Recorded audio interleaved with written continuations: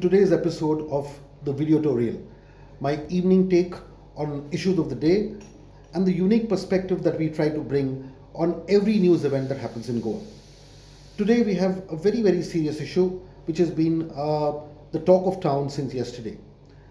The MLA of Kunkuli, Clafasio Dias, has filed a police complaint against a Tiatrist, Alison de Kurturi, for allegedly hurting the religious beliefs of a particular section of the population. And he filed this report. Police chief came to the Tiatrist house and he had to file an anticipatory bail, which he has fortunately got. But he had to basically pledge a surety and a bond of 20,000 rupees and so on and so forth. Now, what was Alison de Kurturi's alleged crime? He sang a political song, and most theatrists do sing a song. I mean, while the song is not overtly political, it actually throws light on the issues of the day, on stuff that is plaguing Goa, on serious issues that Goans are worried about. So even though it may be termed as political, I would say that it's a take on social issues of Goa, on issues that worry Goans. And it questions politicians and the ruling class for not really looking after the interests of common Goans. That's exactly what the song says. The song talks about issues that the whole of Goa has been talking of. One is, of course, coal. Now, the issue of coal is linked to all the three major linear projects that, again, Goans have been fighting for. The double tracking issue, the Tamnar power line, the highway expansion, all of these are in some way or the other linked to coal transportation. At least the double tracking and the highway expansion is. So again, this particular song talks about how Goa is actually preparing for coal from outside to come transiting our state, polluting our environment, and then going to another state. So he talks about an issue that every Goan has spoken of.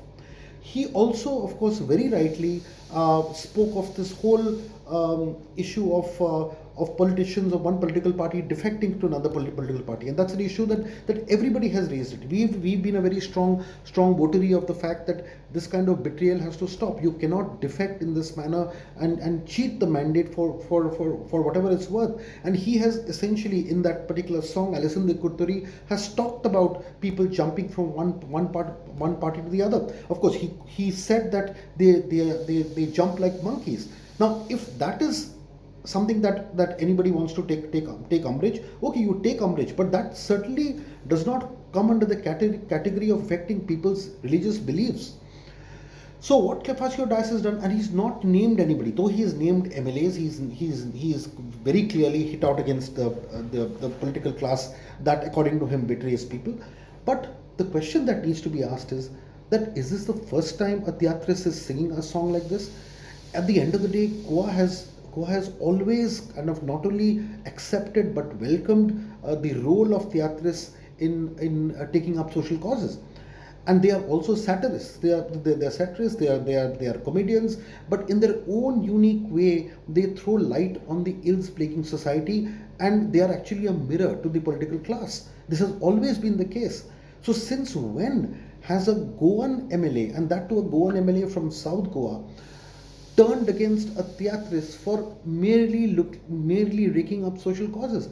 Aren't the people of Kunkuli, aren't the people of Nuve, Naveli, Margao, all over the place, Murbugao, and all over the place, didn't the people of these talukas actually rise up against these projects? Didn't people get hurt when 10 Congress MLAs en masse moved to the BJP? So what really is wrong with this is something that we need to know. Did he really hurt anybody's religious beliefs? At least prima facie, the song doesn't seem to suggest that. Let the investigations carry on. I mean, anybody has a right to go to a police station.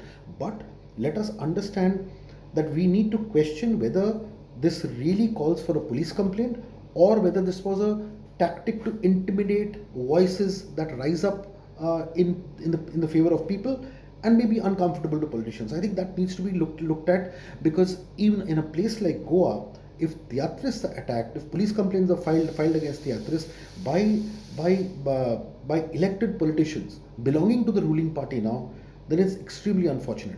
Already, there's been a lot of disrespect shown to theatrists.